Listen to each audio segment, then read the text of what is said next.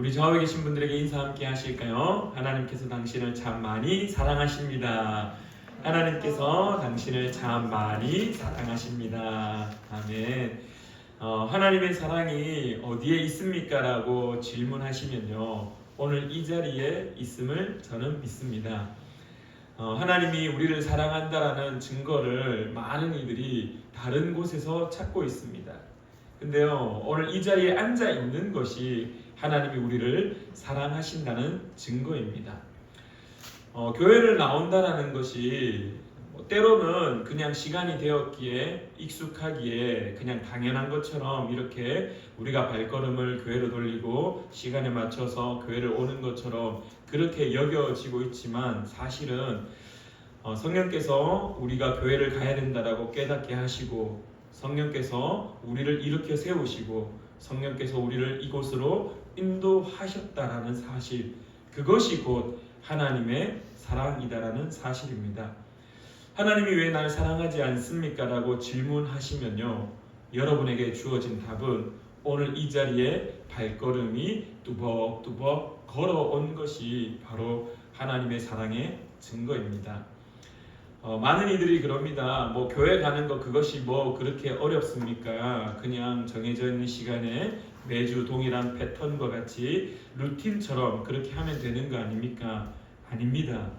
쉽지 않습니다. 교회 나온다라는 것 자체가, 예배의 자리에 나아간다는 그 자체가 쉬운 일이 아닙니다. 자신의 노력이 그 속에 포함되어 있고 자신의 의지가 포함되어 있어야만 합니다. 하나님께서 우리를 깨우치고 우리를 인도하실 때 나의 의지가 그 속에 포함되어져서 함께 그 길을 갈 수 있는 겁니다. 아무리 멀다고 해서, 아무리 가깝다고 해서 교회가 쉽게 나오는 것이고 교회 가기가 싫어지는 것이 아닙니다. 가까이 있어도 교회 가는 것이 사실 쉽지 않습니다. 멀리 있다고 해서 교회 오는 것에 즐거움이 없는 것이 아닙니다. 교회 온다는 것, 예배의 자리에 우리가 나아간다는 것은 하나님의 사랑의 증거라는 사실을 꼭 기억하시길 간절히 축원합니다. 그래서 여러분들이 더 많이 하나님의 사랑을 누린다라고 그렇게 고백하는 저와 여러분 되기를 간절히 축원합니다. 지난 목요일은 교회력으로 예수 그리스도께서 승천하신 주님 승천일이었습니다.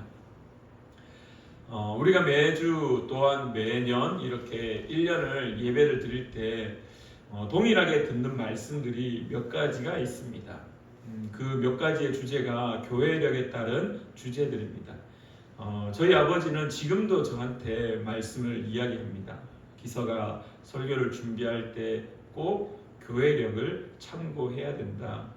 구약에 있는 말씀들, 신약에 있는 말씀들 다 좋고 다 은혜가 되고 너무너무 귀한 말씀이지만, 그러나 우리의 일상은 교회의 역에 따라서 대강절로부터 시작하여서 예수 그리스도의 오심으로 시작하고, 그리고 예수 그리스도의 그 삶으로 이루어지며, 그리고 예수 그리스도께서 십자가에 못 박히시는 그 죽음으로 이어지고, 그리고 3일 만에 부활하신 그 예수 그리스도의 부활절을 기념하고, 그리고 부활하신 후 주님께서 하늘 보좌로 승천하시는 그 놀라운 은혜 또한 우리가 기억하고, 그리고 다음 주에 성령 강림주일로 오순절날 마가의 다락방에 성령이 임하시고, 그리고 또 성령님과 함께 동행하는 삶을 또 계속해서 살아가면서 맥주 감사주일로 감사의 예배를, 추수 감사주일로 일상의 삶의 감사의 은혜들을, 그리고 다시 대강절로 들어가면서 대림절로 접어들면서 예수 그리스도의 오심을 다시 한번 기억하는,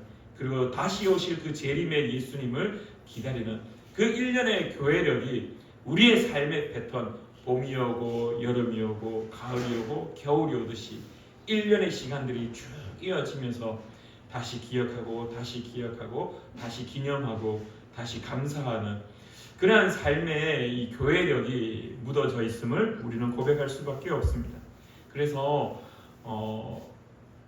좀 어떻게 보면은 똑같은 본문을 다시, 또 똑같은 이야기를 다시, 또 똑같은 의미를 다시, 우리는 늘 기억의 한계를 가지고 있기 때문에 잊어버리기 때문에, 그래서 다시 한번 예수 그리스도의 부활하심과 그리고 오늘 주님에게 승천하심을 기억하며 그 은혜를 나누고자 합니다. 지난 목요일이 14일 날, 지난 14일 목요일이 주님의 승천일이셨는데요. 오늘 그 승천에 대해서 마가복음의 저자, 복음서를 처음 기록했던 마가복음의 저자는 단 2줄밖에 그 승천에 대해서 남기지 않았습니다. 사도행전에 이 복음서의 사도행전에 넘어가면서 그 사도행전에는 사도행전 1장의 전체에 예수님의 승천에 대한 이야기가 자세하게 묘사되어 있고 기록이 되어 있습니다. 그래서 혹시라도 주님의 승천에 대한 이야기들을 더 궁금하신 분들은 사도행전 1장을 더욱더 참고하시면 될 텐데요. 오늘 이 마가복음에 이 2절, 19절과 20절에 2절의 기록이 남아 있는데 이 2절의 기록에도 너무나 중요한 것이 그 속에 포함되어 있습니다. 첫 번째는 예수님께서 말씀을 마치신 후에라고 마가는 기록하고 있습니다. 우리가 예수님의 공생의 삶은 예수님께서 이 땅 가운데 오시고 하나님의 나라를 선포하고 회개하라 천국이 가까이 왔느니라 라고 계속해서 말씀하시고 가르치시고 이적을 행하시며 하나님의 나라를 이 땅 가운데 우리의 삶의 자리 가운데 선포하셨습니다. 그리고 나서 십자가에 못 박히시면서 가상칠언이라고 말하는 7마디의 말씀을 하시면서 다 이루었다라고 주님은 말씀하시고 결국 돌아가십니다. 그리고 난 이후에 그래도 이제 부활하셔서 뭔가 제자들에게 더 말씀하시고자 하는 것들이 있었던 것으로 보여집니다.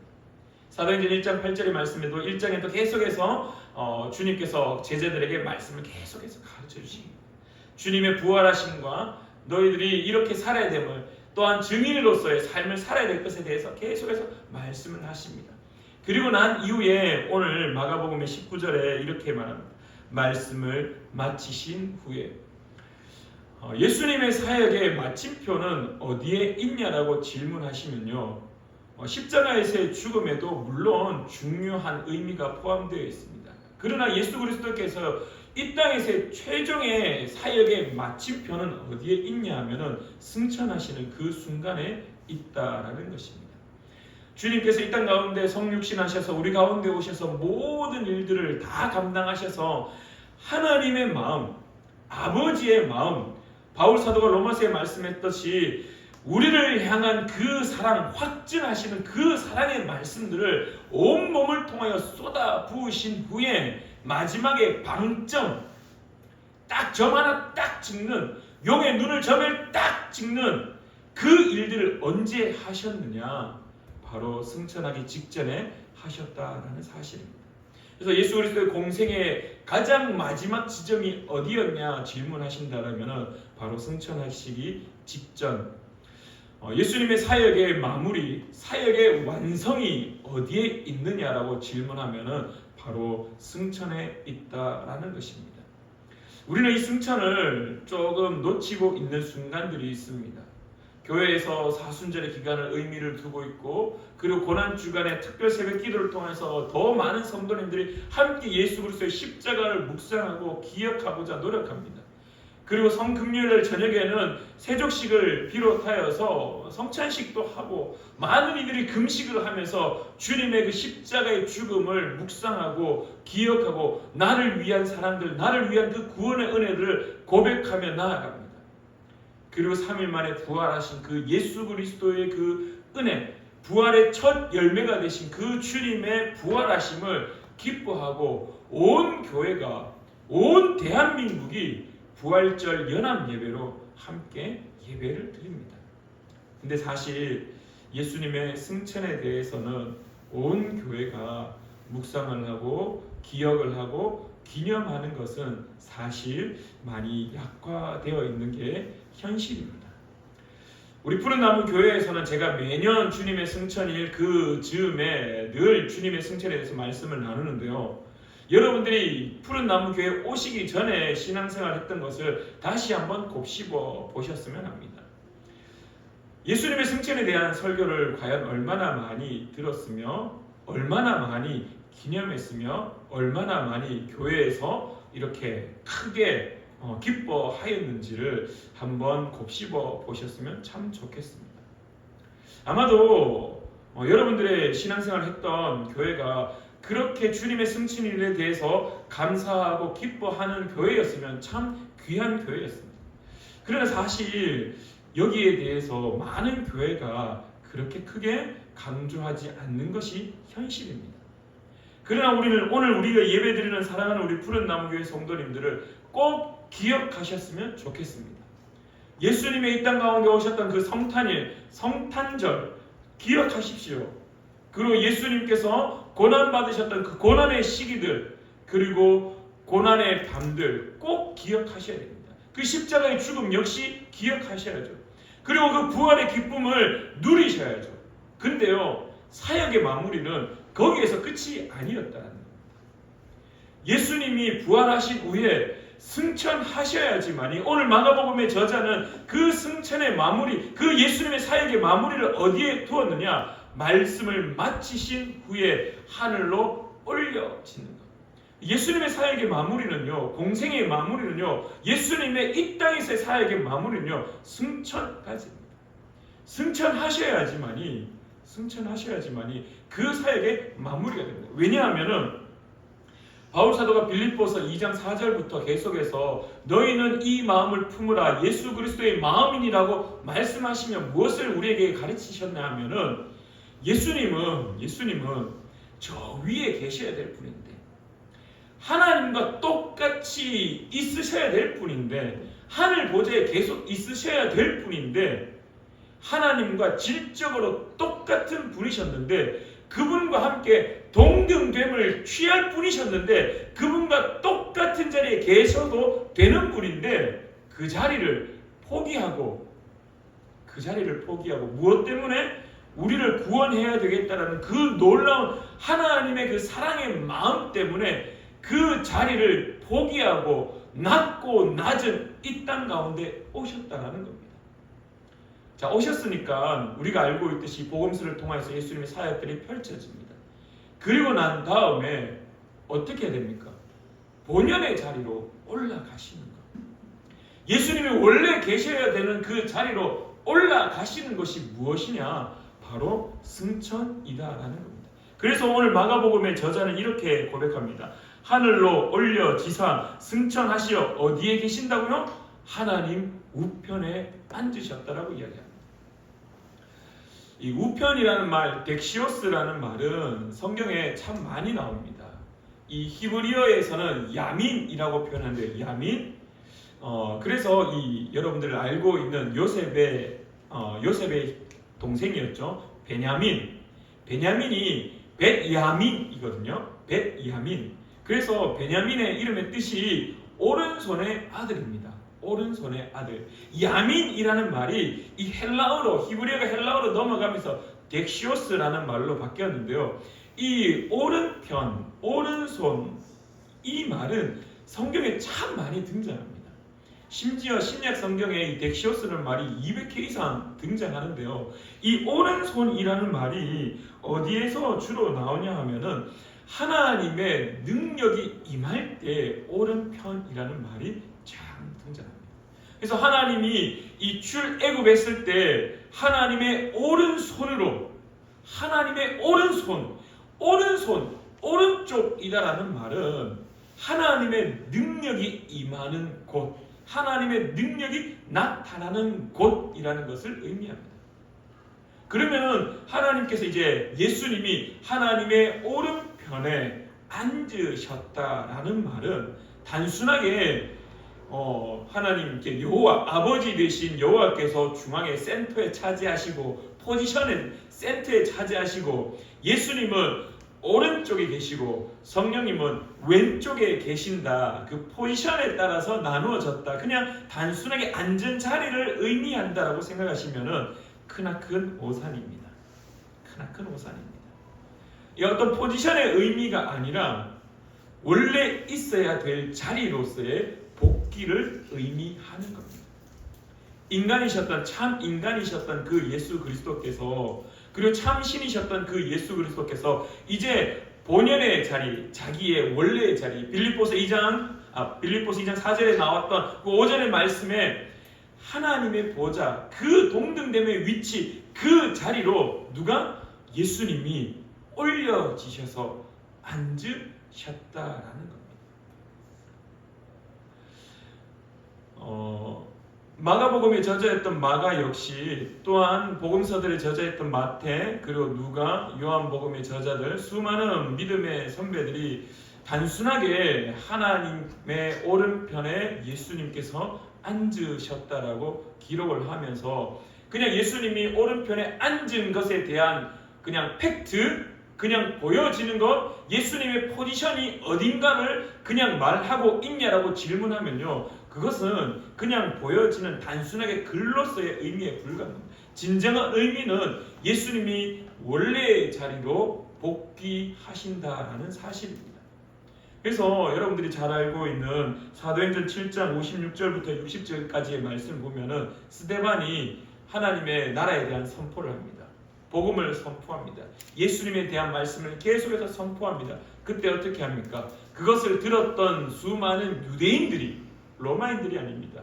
유대인들이 하나님으로부터 택함받았다라는 그 선민 사상을 가지고 있었던 그 유대인들이 돌을 듭니다. 왜?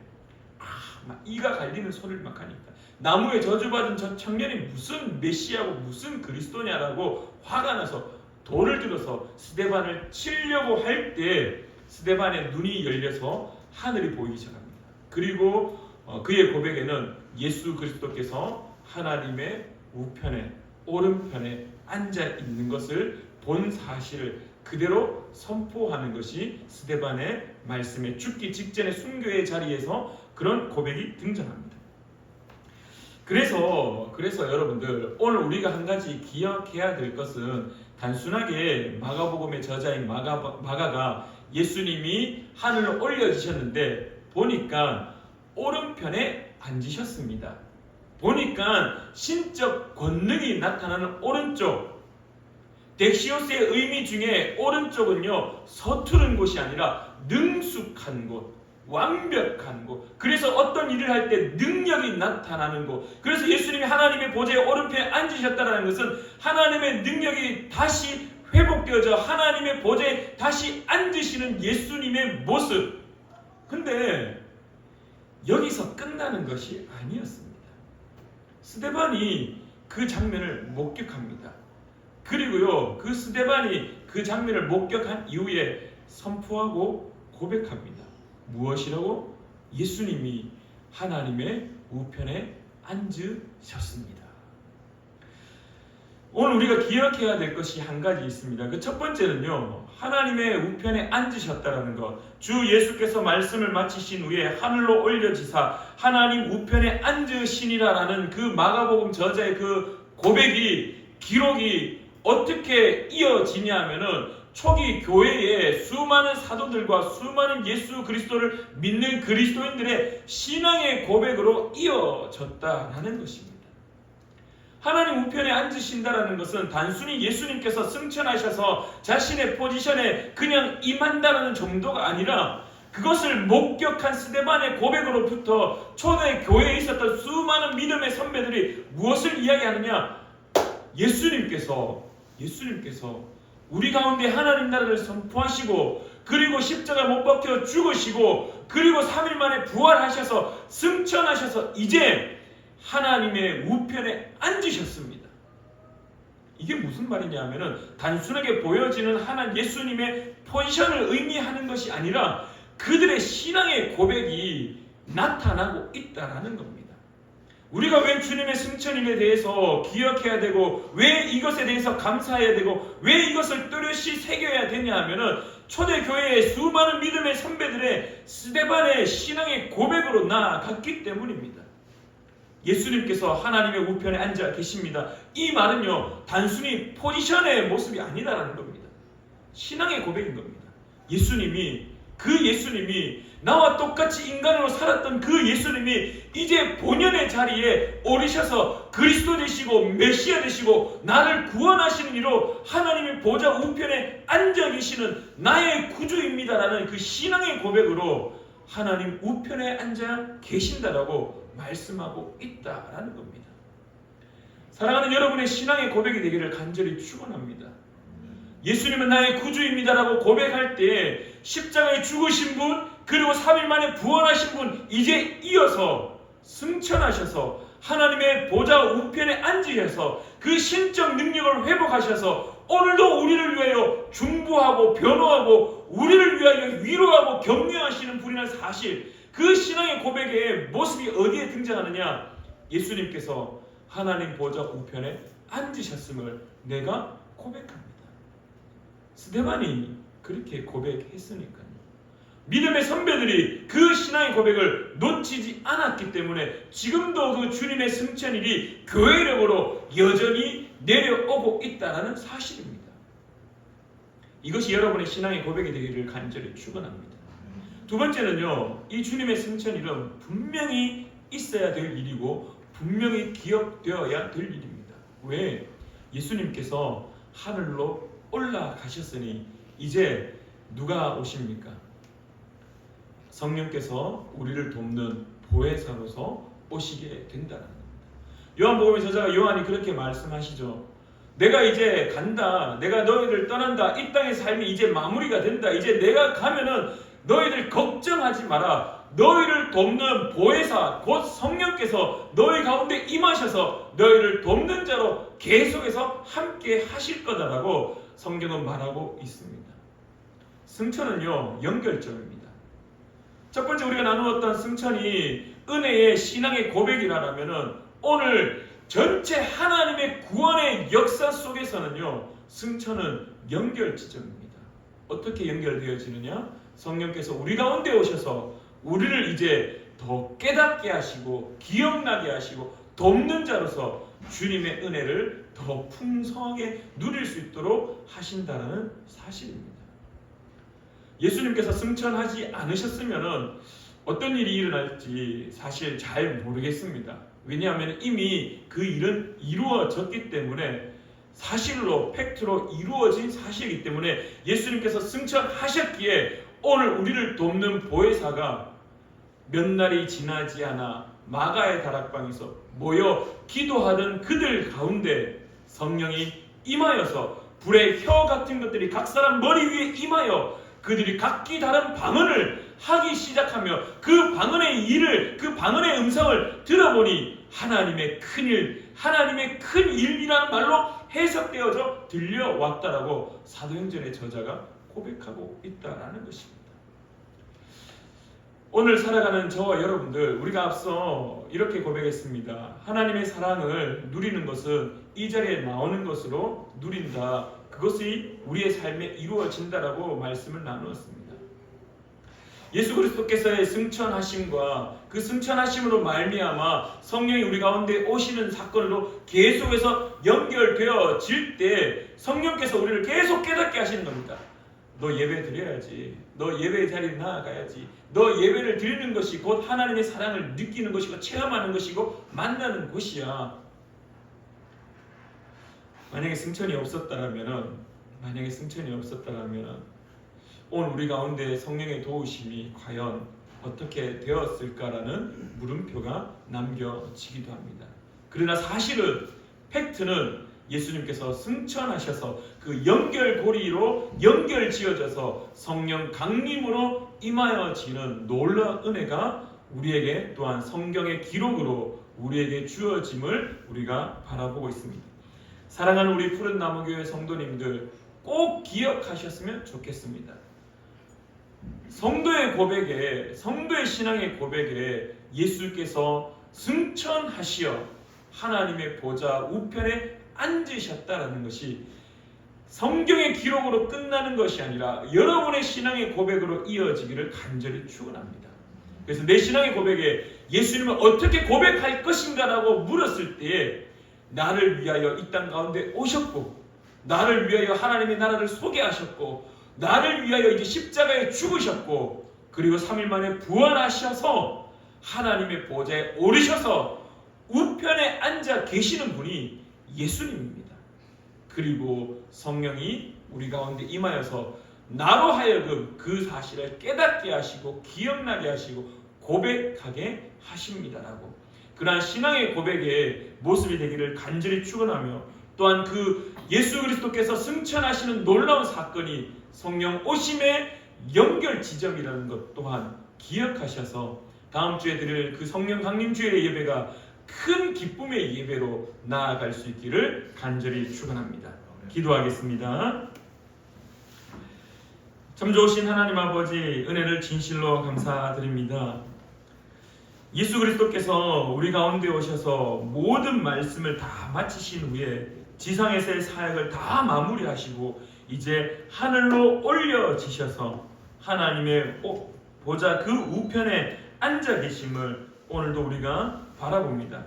단순히 이것이 성경의 기록으로 끝나는 것이 아니라 이제 오늘 우리의 신앙의 고백이 될 수 있도록 주님 도와주시옵소서. 예수님이 어디 있냐라고 물으시면 우리가 예수님이 하나님의 보좌 우편에 앉아 계시는 분으로 나의 신앙의 고백으로 완전한 예수 그리스도의 그 놀라운 은혜를 고백하는 자 될 수 있도록 주님 도와주시옵소서. 그리하여 주님의 은혜 가운데 살아가는 우리가 되며 또한 이제 그 예수님의 그 승천이 성령의 오심으로 연결되어지는 놀라운 사실 또한 기억하는 우리가 될 수 있도록 주님 도와주시옵소서.